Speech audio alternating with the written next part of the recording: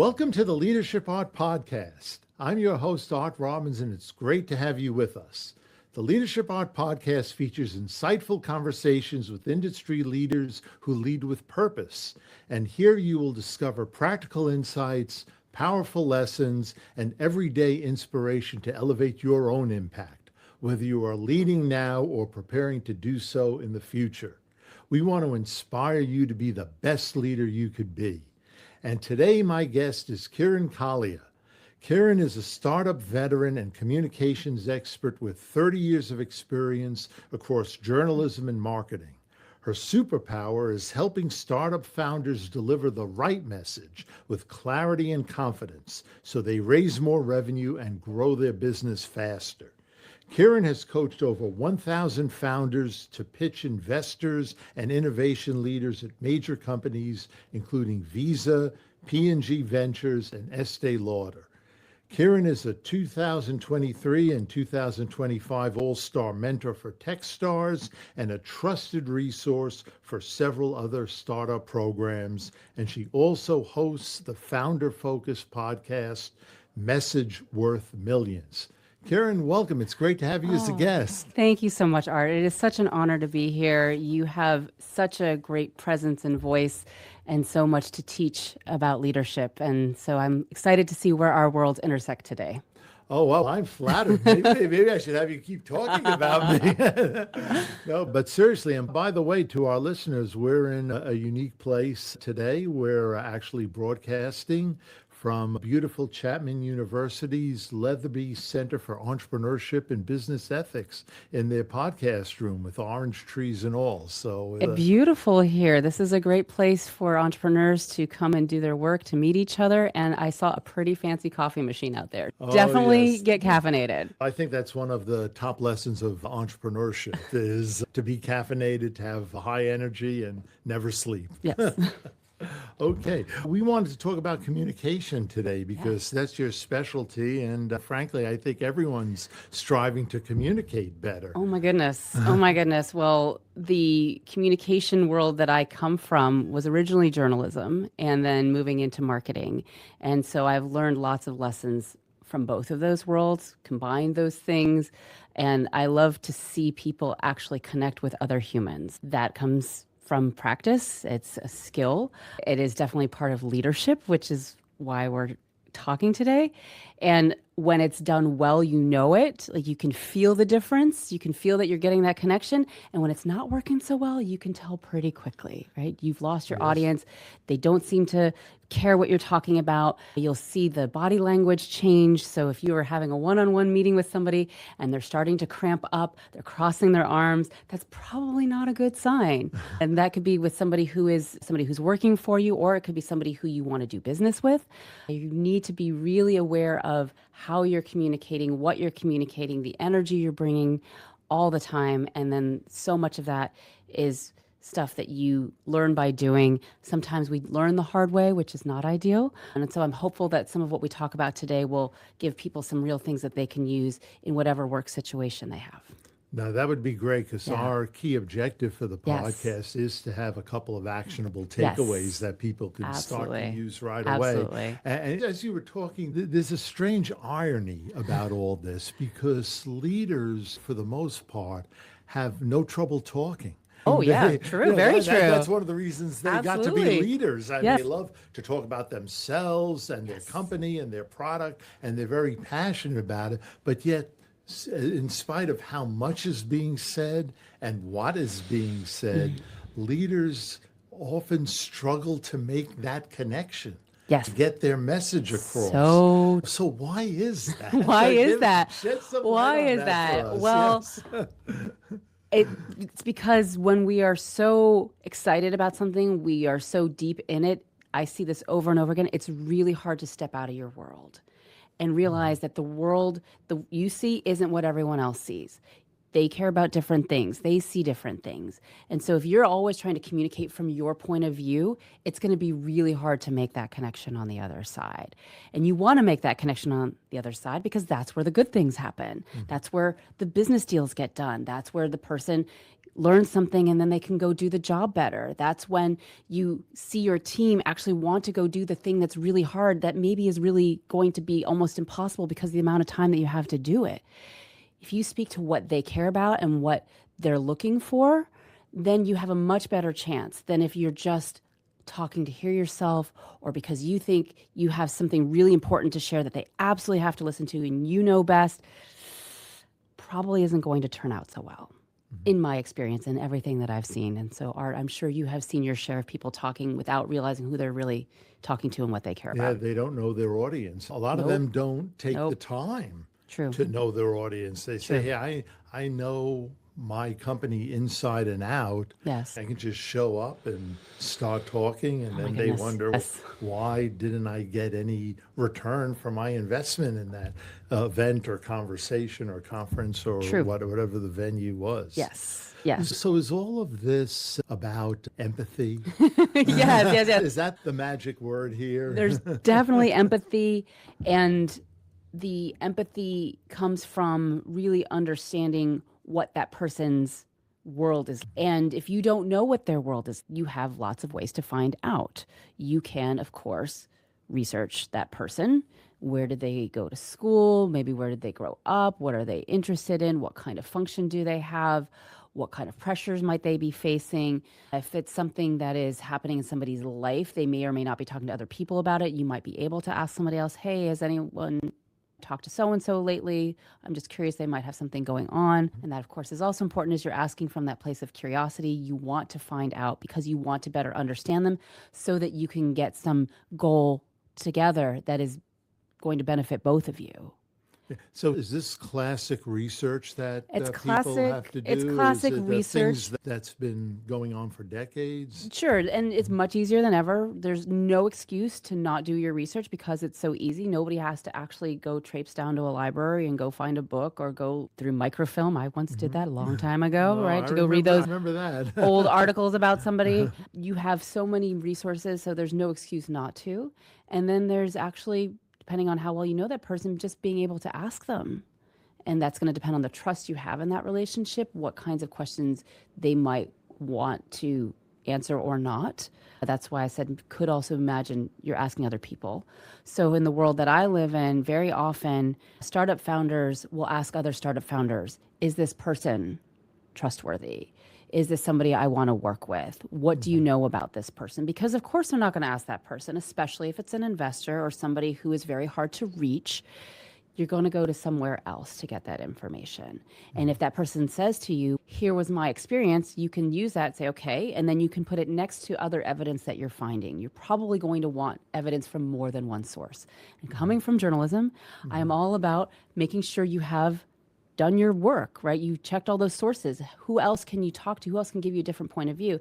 If all of the evidence points in one direction, this person really cares about this, or this is a deal breaker for them, then you know that. You're going to have a much better position going into any kind of conversation. And I like to think of the world as the rising tide lifts all boats rather than zero sum. Usually there's a way to win together. I don't think that somebody has to lose for somebody else to win. Most of the time. So I would agree with that. Yes. And I think when you are a leader, you are looking for those ways to find how do we both get something at least that we want out of this, even if it's going to be a hard decision, even if it's going to be something that makes somebody unhappy. So let's say you've done your research and you're about to meet someone for the first time. Yes. And it's an important meeting. Yes. Could be a funding meeting, could be a sales meeting, could be an alliance meeting, could be a recruiting meeting, any of the above. I think one of the big challenges, especially today, is it seems that people don't have the patience that they used to. It's get to the point, tell me what I need to hear. So you have all the data, you have all the insights, but how do you go about constructing your message so you can capture their attention and then be in a position to keep their attention? Because if you don't capture it in the first place. So difficult. So it's important to know what the sort of expectations are. So if you are doing a meeting, what are we expecting to do here? You should have some idea before you get into that situation. You probably want to know how much time you have. You want to use that time wisely. You don't want to, for instance, talk the whole time and not allow the other person to ask questions or for there to actually be a conversation that gets you to some kind of resolution about what the next steps look like. And you should go into that meeting knowing what you want the outcome to look like for yourself and what those next steps would look like. And when you have taken the time to know what that person cares about, what is going to be in it for them, like recruiting, you mentioned, somebody might be motivated by having more flexibility in their schedule. If there's a way to know that, then you can start positioning an offer around how much flexibility they're going to have. The next person you're interviewing or that you maybe really want on your team maybe really cares about being able to get promoted. So here's how we're going to set this up so that you can eventually in the next 6 months be on track to get this level in the company. And then you're going to have these kinds of other opportunities that come beyond that. The same kind of job, but maybe you position it a little bit differently depending on what that person cares about because you already know them because they're already in the organization. Maybe you don't have that because, again, it's not somebody who you have as much of a relationship with. But if it's a really important meeting, like I said, you're going to go and do your homework, going to talk to other people who know that person. You're going to go listen to interviews that they've done. If anybody wants to know about you, Art, super easy, right? Because you've been doing this podcast. So they will have a much better understanding what you think about leadership, what you think is important, what kinds of things you want to talk about because of what you've already put out there. Yeah. There's no excuse not to know. There's hours and hours of content. There's no excuse not to know. They'll probably be tired of hearing me talk. But that's so important. And people really notice when you have put the time in to actually understand them. People feel heard, they feel seen. Wow, you're not just treating this as just another interview or just another sales call or anything like that. Because people's attention spans are so short, if I am able to make you feel seen and heard, you're probably more likely to pay attention. You're probably more likely to say, okay, what comes next? I think that it's so easy to talk and talk. And honestly, and I say this jokingly, but not jokingly, shut up. Just shut up, just stop. It's also okay to have silence and ask a question from curiosity. That actually raises a broader question, getting back to how you start the meetings, especially if you're in a sales call. Yes. Because there are schools of thought that say you should show up prepared to ask a lot of questions. Yeah. You don't make assumptions. True. But yet, at the same time, you still have to credentialize yourself. Sure. Because a potential customer might be asking, why should I spend time answering Art's questions? Sure. What's he going to be able to do for me? What's he going to do for me? So how do you balance that when you're approaching a sales meeting? My answer, it depends on how that person is coming into that conversation. Now, I have some experience running a sales funnel. So if your sales funnel has qualified somebody up until that point and you know that they have said yes to different things, they may have already gotten some level of understanding of who you are and what you do and why they should listen to you. If that has not been part of your sales funnel, and this person may have agreed to the meeting as a favor to somebody, or it's somebody who you met and you only spoke to briefly, but yes, they agreed to a call because they were curious, you will probably want to spend a little bit more time doing that. And what you can do when you credentialize or to say why I'm the right person is to talk about the results that you get for somebody like them. Right. So it's not necessarily about where you went to school or what kind of awards you've won or all those kind of things, but the results that you've been able to get for somebody. I'll be honest with you, the bio that I gave you, I could have actually included a much better data point, which is how much money I have helped people raise. And I have that in some versions. That's on me. I should have probably sent you that one. Well, that's okay, but right? I know they'll use that effectively when you're talking to the right audience. Yes, when you're talking to the right audience, that would absolutely matter. Because if she could do that for those companies and get them in front of those kind of people, then maybe she can do that for me. That's what I want. I want that. Or she solved that pain for those people. I want her to solve my pain. Yeah. So maybe you need to approach the conversation. I don't know if silver bullet is the right metaphor or not, but what is the silver bullet or the key differentiator about yourself that will compel your audience to engage with you? Yes. Yes. And you should know that going into the meeting and present that early. Absolutely. Absolutely. And I will tell you, I had a conversation not too long ago with a startup founder who I had met a few times, But it was our first real focused conversation. And he asked a very open-ended question from that place of curiosity, just about what's your background.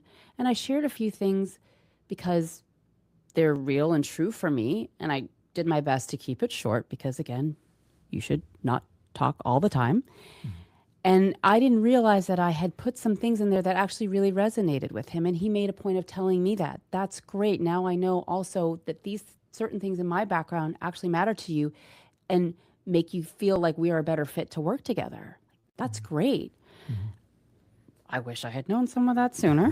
That, again, is on me. We are all humans and we do our best to come into conversations prepared, but of course you're not going to know everything. Of course not. Yeah. And you can unintentionally put your foot in your mouth. I have certainly done that as well. You say something that absolutely totally offends somebody, and that can be harder to come back from.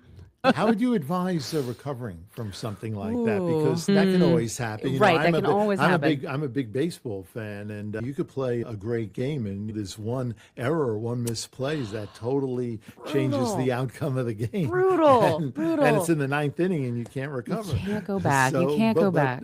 Are there some best practices you could advise people on how to rebound from that? I usually come at things from a place of humility. So I'm going to tell you a little story about 19-year-old Kirin, who was working on the college campus for the summer. Okay. And 19-year-old Kirin was driving the little cart. We had this cool little golf cart, and there was this actual fairly narrow passage you had to pass through it. I was pretty good at getting through it. One day I took it a little too fast, and I literally knocked the handle off of the passenger side because I misjudged the space. And I thought, I am in so much trouble because I broke. You could still drive the golf cart, but I had broken it. Yeah. I could just go park it in the garage and walk away and do as if nothing had happened, and probably somebody will find out about it, and maybe then there will be a conversation. I got my courage and I went to my boss, who could be very intimidating, and I told her what happened. I said, Lisa, look, here's what happened. I was driving and I went through that passageway and I knocked the handle off. I'm really sorry. It's in the garage. How can I make it up to you? So I didn't try to hide it. I just put it out there and I apologized, and I did it from a real place. And I didn't know, this is her personality. She's joking. She says, no problem. We'll just take it out of your next paycheck. And she was totally joking. And 19-year-old me, I was taking things so seriously. I thought, okay, that's fair. That's fine. Whatever, it can be fixed. So if you're able to recognize the misstep and you're able to say, I am so sorry. I didn't realize that's actually really important to you, or that is something that I can't talk about in that way because it's a sensitive, I'm really sorry, I didn't know that. And I did this for somebody really recently also. I said, well, you were talking about this topic really casually. It's actually a pretty personal thing. And I said, just so you know, there's another way of seeing it. And I didn't judge him for it. I just allowed him to see that there was another way of looking at this very personal topic. And I could tell it hit him.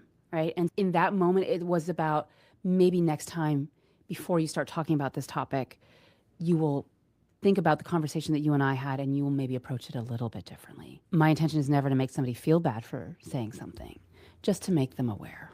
Yeah. Now, I think there's a lot to be said. Again, it gets back to the empathy. It gets back to having humanity.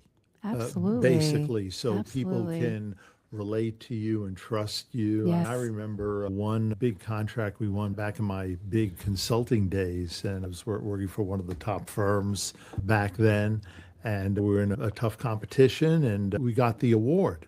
And we weren't the cheapest, and we weren't the quickest. And I always did postmortems with the clients, whether we won or lost. And not every client would give you a losing postmortem. Of course not. It's not in their interest. It's not in their interest, especially these days. They put on the litigious hat and all, and they didn't want to divulge that. But this was a winning postmortem, and we had a very good relationship with him. And that's how we found out we were more expensive and we were taking longer. And I said, well, why did you choose us? And he said, because I knew if something went wrong, you guys would fix it. You would make it come out. And in a project like this, almost always something goes wrong.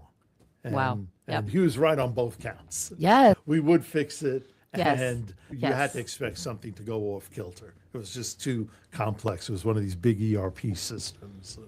You know what that's Yes, it's a nightmare. So that was a big lesson for me, how important it is to be honest with someone and earn their trust. And Absolutely. I think that's how you make it a win-win situation, because he was basically saying, I'm in this with you.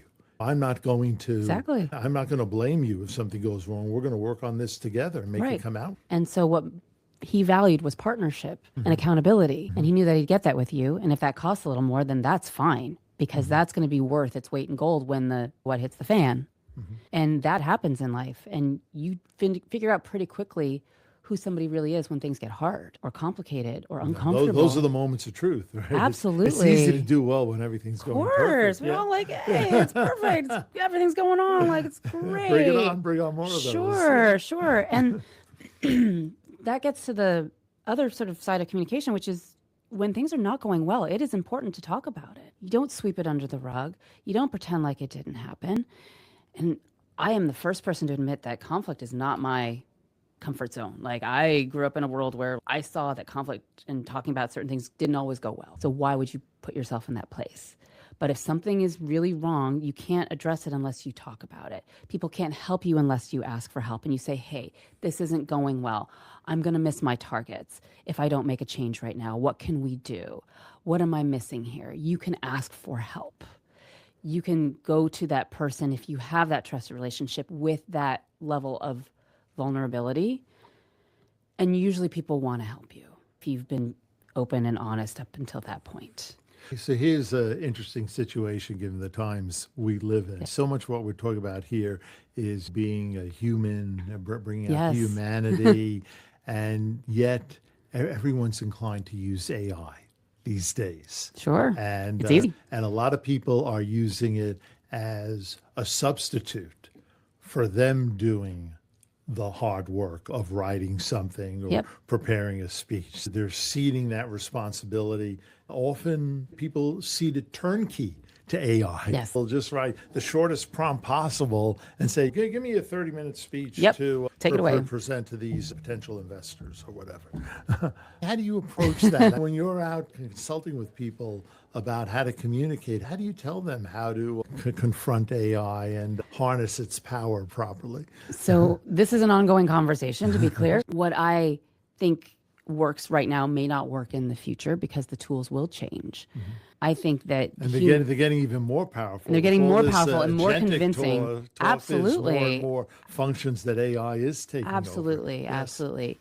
I think humans connect with other humans. And so if you are not putting anything of you into that email, into that pitch deck, into that speech, into whatever the thing is that somebody is going to receive, because it's not an AI receiving it on the other end, folks. It is a human who's receiving it.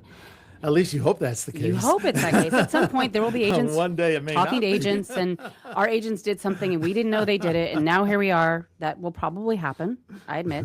But we're not there yet. We're not there yet. Usually there's going to be a human receiving it on the other side. And that's the whole empathy thing. What is going to be the response when somebody gets that? Are they going to feel seen and heard, or that you are paying attention to what's important to them? If you write something that is completely generic, it is going to show.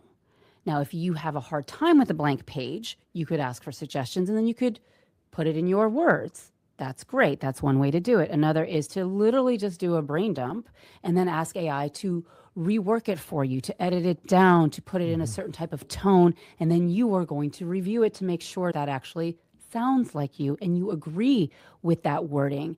And maybe it left something out and you're like, great, let me go back and put that in. That's going to be a much more effective use of AI in my experience. As somebody who comes from journalism, going to be really clear here. I don't want AI writing for me. I use my voice. I use my words. Yes, it can help me edit things, but it's still going to come from me. I am not going to ask it to write something on a specific topic because I know my voice and I'm going to start with that. But that's where I've landed personally. And maybe I do change that in the future. But I hear you saying that a more effective way to use AI is not as the primary writer, but to use it as an editor or an assistant. An assistant. To you. Yes. And yes. you have the role. Exactly. And so, look, like you can have an AI pitch deck and it will look like an AI pitch deck. Now, if that's where you start from, great, but that's probably not where you should finish. Yeah. If you And want to, people are smart enough now to recognize that. They can absolutely, start to see that, oh, wow, this is absolutely, totally AI generated. absolutely. And you know what's so funny is that if you, yes, we've talked about the M dashes and things like that, but like literally whole paragraphs might be the same from one thing to the next. Come on, you need to catch that. My brother is in the position of hiring, and he found that there were cover letters that were almost identical. Like that never used to happen. It is very clear that somebody used AI to write that cover letter. They didn't even really know who they were talking to. Didn't personalize it for the business or for the job. Come on, why waste your time and anybody else's sending that off? Because that's what you've done. That's what really surprises me about it is that AI, I think it has the power to bring out the best in people. It also has the power to bring out the laziness in people. Totally get it. Yeah, if you're in a business where you have to make relationships, why would you send anything to another party that didn't have a final step of a human review? And think about, to me, that's common sense. Yes. You don't even have to use any intelligence No. to apply that rule. It's just good old-fashioned common sense. Yes. And again, it's about what do you want the outcome to be? If you want somebody to see this and say yes, then put a little bit more effort into it. And it's also going to matter what the stakes are. If this is a routine thing and you just need somebody to sign off on it, maybe you don't put that much care and effort into it, but you just at least make sure it's fine, great, send it off. But when the stakes get higher, and let me tell you, there are plenty of high stakes in the business world, in your personal life, like you don't want to get certain things wrong. If you're going to have a really important decision in front of you, you want to make sure that you have prepared, you know your audience, you have thought through what you want to present or what you want that outline of that conversation to be and how you can steer it in such a way that it works toward the outcome that you want. There's going to be something that happens between two human beings that AI isn't going to predict or isn't going to be able to help you with. Now, I know that there are those things coming and they're going to be these glasses and they're going to be like, look, I work in tech. I know that stuff's been dreamed about for a long time and it is coming so that you can get real time. There are now these tools that will help salespeople literally while they're on sales calls adjust what they're saying. There's probably some benefit to that because most of the coaching or the review happens after the fact. So you've already lost the sale. Now we go back and postmortem, like you said, figure out what went wrong or what you could have done better, where you actually maybe lost it or something like that. But for most of that's still right now probably not going to be the case. And so that intention that you use in putting something together will show up. And the American, and I say this because I have parents from different parts of the world and I've spent time working in other places, the American way is very often, by the way, to sell something before it's fully baked. It's most of the time you can get away with that and stuff like that. So maybe some of that kind of carries into how you're communicating. It's good enough. It's fine. I'm not the person who ever says it has to be perfect because I don't think perfect exists. I think perfect is an illusion. Perfectionists, we all know who we are. You're never going to get perfect, and so you'll be constantly frustrated and not happy with yourself. That's not a good place to be. But there's a difference between careless or very generic and having some intention, and it's the best that you can do, then that's what you send off, or that's what you bring to the table. And that last coat of polish often takes very little effort. You've put most of the effort in to begin with, so why not do a final review before sending it to a client? And I'm going to share something that I learned from a college professor Okay. that I have kept with me through my work life. And when we're younger, we think, oh, whenever am I going to use this? Kids say this all the time. Tell me when I'm going to use this. And she was one of the best professors I had, not because of honestly what I learned, but how she made us do the work. She said, if you start writing your paper the night before and you don't give yourself time to reflect and self-edit, I can tell. So do yourself a favor and start writing the paper 2 days before it's due. And give yourself time to go back and look at it and then turn it in, because with that distance, you're going to see things that you didn't see, and then you still have time to fix them. That's great advice. And that's not Great just for advice. college papers. That, again, is those high stakes things, like that really important presentation, like that really important document, like that really important conversation. Like, you want to know that you've planned for it. And if you haven't planned for it, you're winging it, you leave a lot to chance and it may not go well. And like I said, sometimes we have to learn things the hard way, but if you can prevent that as much as possible, why wouldn't you do that? Especially when the stakes are so high.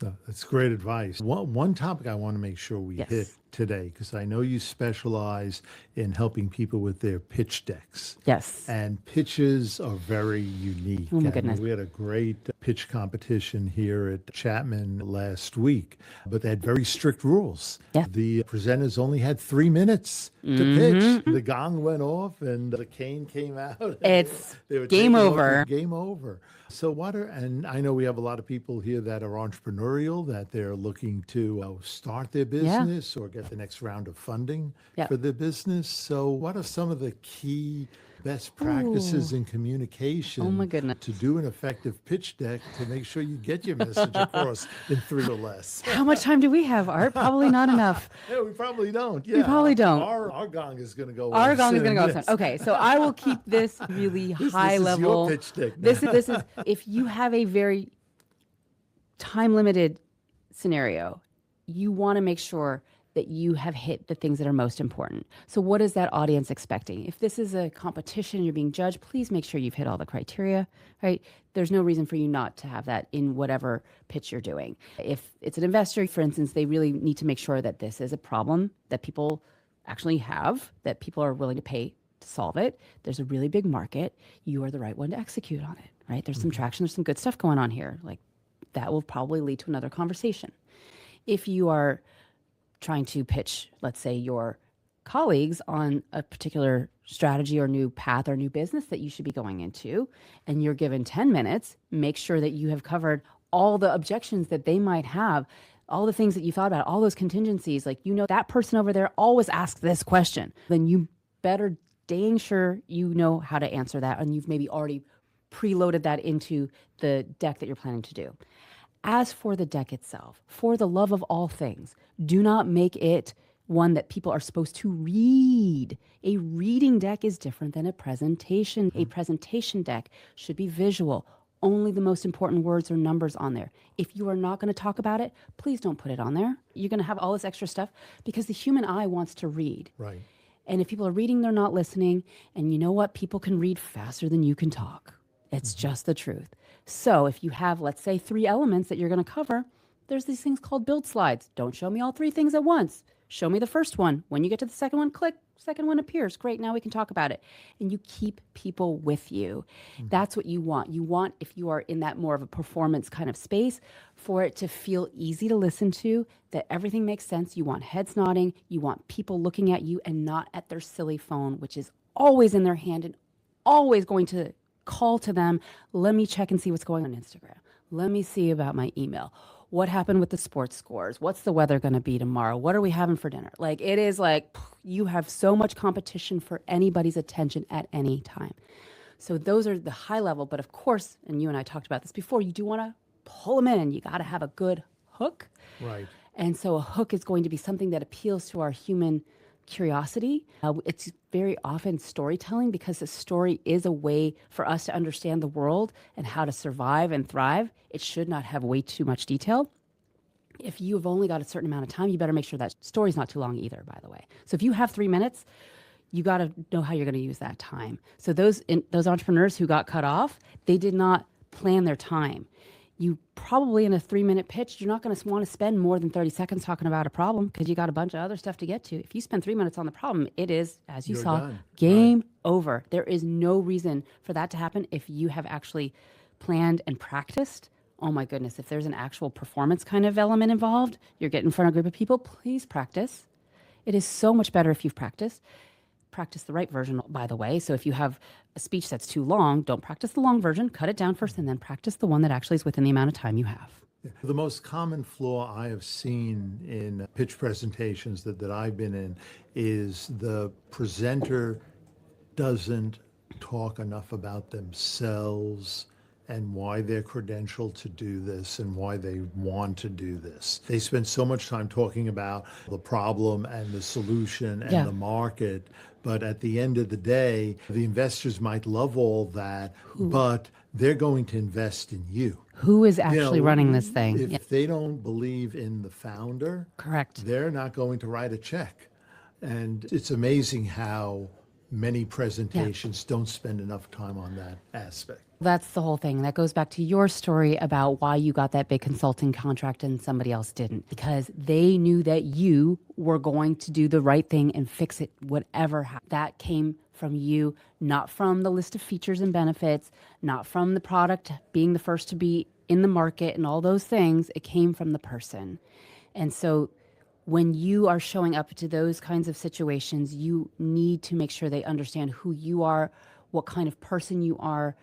And that's also going to come through in conversations. A pitch is never the last word. That is the beginning of a conversation. Right. I like to say, if you're somebody who likes nice, big, fancy dinners, it's the amuse-bouche from the chef, right? The chef is, here's a little taste so you know what's coming, right? So you get a sense of what kind of food I'm going to be. Whet their appetite. Whet the appetite. Yes. So you're not supposed to say everything. You don't cover everything. That is okay. What is it that they need to hear at that point to say yes to the next thing? And that includes who you are. And so if you are a serial entrepreneur, absolutely say that. You come from a family with that background, you absolutely say that. So there's a founder who, he's very good at doing this in the opening of the pitch, comes from a restaurant family, right? They literally grew up in restaurants. Guess what? He went off to MIT. He learned about robotics. He is now building, shout out to Gus, he is now building a robot for the back office or back labor of the kitchen. It literally is this machine that will fill all those little sauce containers. Yeah, that's a great story. That's a unique story. But and of course, his family's restaurant is going to be one of the first to use it. But he understands what the restaurant owner is going through, and he knows how to solve a problem because he then studied that. He's built other robotics before. And by the way, the other person on his team has spent more time than anybody with trying to figure out automation in professional kitchens. Those are the people you want solving this. He is going to figure this out. Absolutely. He is going to figure it out. So there's really great credentializing that comes from the family background, plus the academic background, plus who else was on the team. Yeah. Okay, Kirin, so here's my challenge for you since we're just about out of time. Okay. In 30 seconds or less, what is the key takeaway that our audience should carry from this meeting? The key takeaway is to stand in somebody else's shoes before you ever open your mouth. Okay. Please know what that other person cares about, know who they are, and then you can have a much different conversation or a pitch or whatever it is that you want to have happen so that you get the yes that you want to the job, to the investment, to the sale. No, I love that. I love the theme of standing in someone else's shoes. And in fact, we just did an article that was posted on To Kill a Mockingbird. Yes. And the valuable leadership lessons Absolutely. that stem from that. Absolutely. So it will serve you well. Advice. It will serve you well in business and in life. Yes. If you know what somebody else's shoes have been. And that could be your spouse, that could be your child, that could be your own aging parent. Anybody who is in a different position than you is coming from that place. And you can, by the way, always find something to understand about somebody's situation if you take the time for it and you get, as you've talked about, being curious and not being in judgment. No, that's wonderful, Kirin. You are an excellent communicator, and you give us great advice on communication, and I know that our audience is going to benefit greatly from it. Amazing, amazing. I love to help people who are trying to do something good in the world, who want to make it better, and whether that means you are learning how to be a leader or you are ready to go take on some big challenge and build something that the world has never seen. I wish you so much success, and I wish you lots of good communication and continue to learn, because this is a blade you will be sharpening for the rest of your life. Yeah. Now, I'm sure people would want to stay in touch and continue to hear your advice. Yes. How can they keep up with you and stay in touch with you? The best way right now is on LinkedIn, so you can find me there. Hopefully you put that in the show notes. I'm at Kirin, Kirin, Kalia, Kalia. As far as I know, I'm the only Kirin Kalia on LinkedIn. Okay. My parents blessed me with a very unusual name. And I have a podcast that I am going to start broadcasting with called Message Worth Millions. It's really focused on startup founders and how they communicate. And so I'm looking forward to providing more of these nuggets there soon.